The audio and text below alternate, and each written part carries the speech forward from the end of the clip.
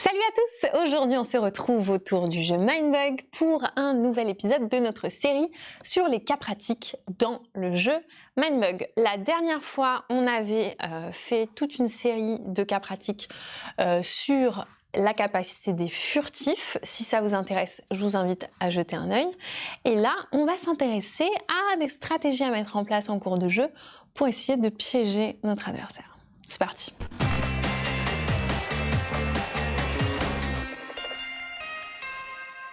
Avant de rentrer dans les cas précis, je voulais vous dire de faire très attention quand vous avez une bonne main.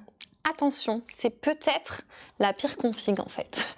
Parce que vous allez avoir trop confiance les gars. Il faut faire très attention parce que ça peut très rapidement se retourner contre vous. Donc il va falloir être plus malin que ça pour jouer en effet vos très bonnes cartes, mais il faut le faire dans le bon ordre pour essayer de bluffer, de tendre des pièges, bref, d'arnaquer votre adversaire. Et c'est ce qu'on va voir tout de suite.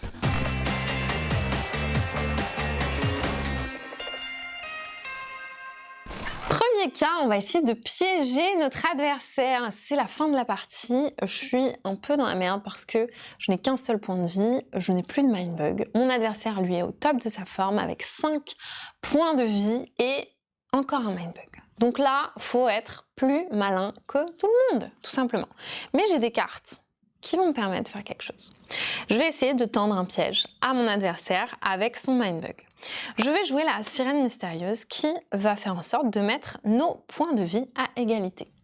Si ça revient chez moi, eh bien, il aura, je vais récupérer donc 4 points de vie, je vais tomber à 5. Et si mon adversaire, le Mindbug, eh bien, c'est lui qui va tomber à 1. Donc, dans tous les cas, c'est plutôt mon affaire. Ça lui donne drôlement envie de le mindbugger. Il le mindbug, il tombe à 1, il se dit que c'est mieux parce que de toute façon, il n'y a plus beaucoup de cartes, il préfère récupérer celle-ci. Et après, eh bien moi, pour la seconde carte que je peux jouer après un mindbug, je joue tout simplement mon abeille tueuse et il perd tous ses points. Et là, j'ai été plus maligne que tout le monde. Tendre un piège dans Mindbug, c'est ça, c'est jouer une carte qui sera favorable dans notre main, mais qu'on pourra contrer si jamais elle est prise par l'adversaire. Là, c'est parfait.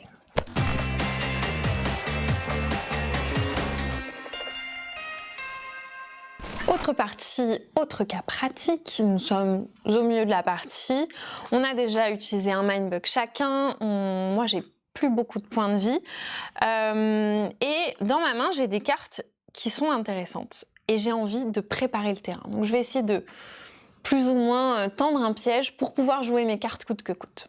J'ai un Pierre des Tombes que j'ai très envie d'utiliser parce qu'il va me permettre de jouer une carte de la défausse de mon adversaire. Et franchement, mon adversaire, j'ai réussi à lui enlever des cartes qui étaient quand même très cool, dont une par exemple qui me permet de gagner 2 points de vie, donc qui me permettrait de respirer un petit peu.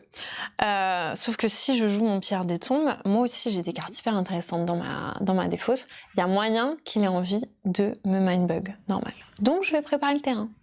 Je vais jouer d'abord ma Veuve Noire.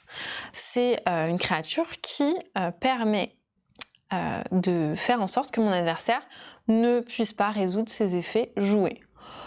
Lui, ça l'intéresse pas vraiment, c'est pas une créature très puissante, il a pas d'effet joué dans ses cartes, donc bon, mindbugger ça serait un peu dommage. Donc il me laisse faire.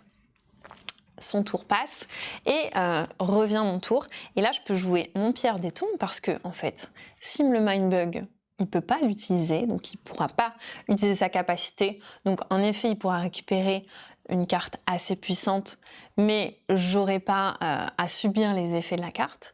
Et potentiellement, il va sans doute pas me le mindbugger et moi je pourrais en profiter. Donc ça c'est typiquement le genre de stratégie qu'on peut mettre en place lors d'une partie. Voilà, préparer le terrain, c'est un bon conseil à suivre.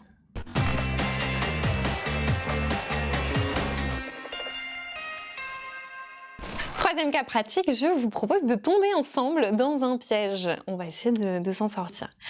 On est au début, milieu de partie, voilà, on a toujours tous nos points de vie, mais on a réussi à éliminer quelques créatures. Et c'est au tour de mon adversaire. Il va jouer un Arachnibou.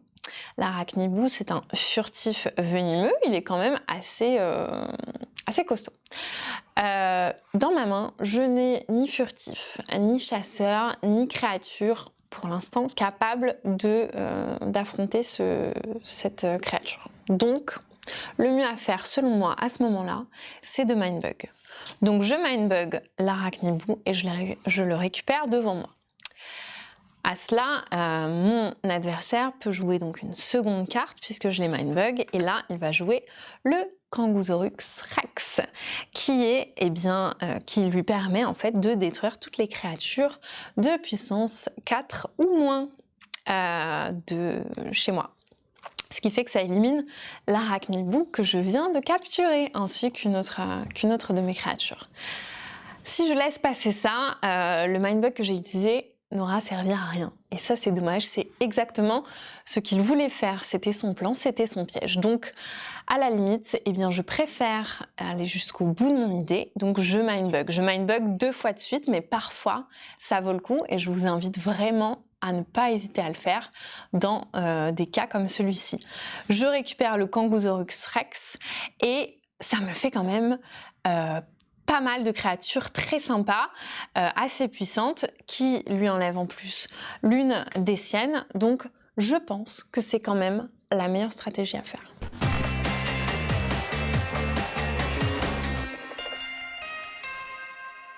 Et voilà, avec ces cas pratiques, on a pu voir que mindbug, c'est bien plus qu'un jeu d'affrontement, c'est un jeu de bluff, de ruse et puis de timing. Donc vous allez être amené à tendre des pièges, à tomber dans des pièges, mais peut-être à vous relever, allez toujours au bout de vos idées, soyez alerte et essayez d'anticiper les choses. C'est les meilleurs conseils qu'on peut vous donner. J'espère que ça vous a plu et puis je vous dis à bientôt pour une nouvelle vidéo. Ciao!